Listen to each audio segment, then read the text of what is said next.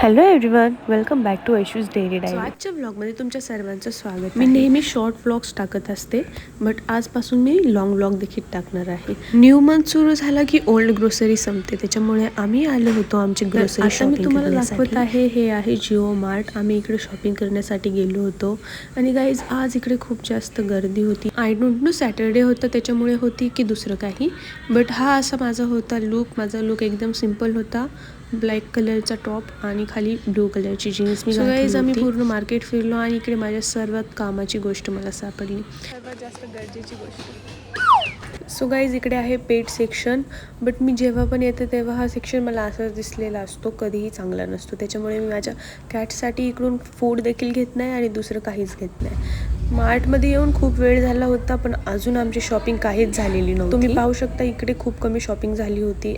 माझी बहीण इकडे मला भेटली आहे, पाहू शकता तुम्ही. जसं जसं पुढे जाल तशा वेगवेगळ्या गोष्टी, वेगवेगळे सेक्शन्स तुम्हाला बघायला भेटतील. इकडे टॉयजचं सेक्शन होतं, लहान लेकरांसाठीच्या सर्व गोष्टी भेटतात आणि भरपूर काही इकडे भेटतं. आणि हे जे झाड आहे ते माझ्या मम्मीला खूप आवडलं. आणि ह्या प्लांटची प्राईस होती 1999.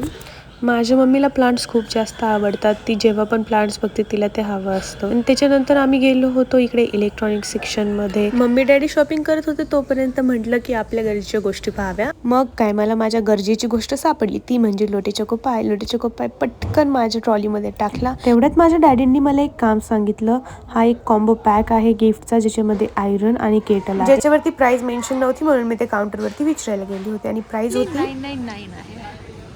ह्याची प्राईस जाऊन मी पप्पांना सांगितली. पप्पा म्हटले मम्मीकडे जा, आणि मग मी पप्पाने डिसिजन मम्मीच्यावरती टाकला. मम्मीला विचारायला सांगितलं आणि पूर्ण मार्टमध्ये मी हे घेऊन फिरते, मम्मीकडून पप्पाकडे, पप्पाकडून मम्मीकडे, कारण की दोघं जण वेगवेगळी शॉपिंग करतात. मम्मी घ्यायचंय का हे?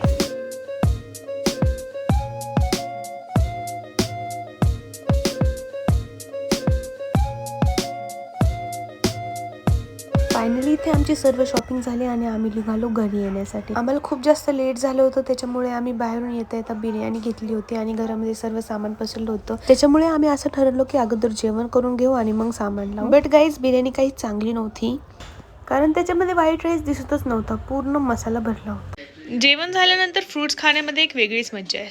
आमचं जेवण झालं आणि मग माझ्या मम्मीने फ्रुट्स कट केले होते, जे की आम्ही मार्टवरून येता येता घेऊन आलो होतो.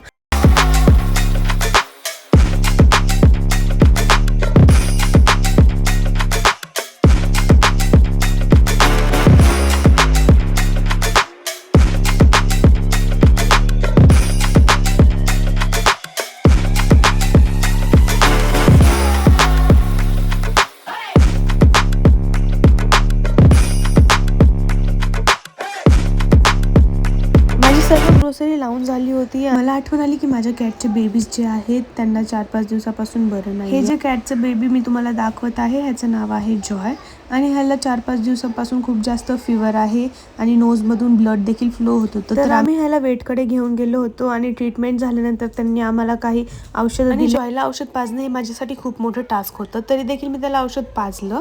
हा त्याच्या ट्रीटमेंटचा 3rd डे आहे. 2 दिवस तो खूप जास्त आजारी होता आणि तो उठू पण शकत नव्हता, पण तुम्ही आता पाहू शकता तो छान झालेला आहे आणि मस्त खेळत होता.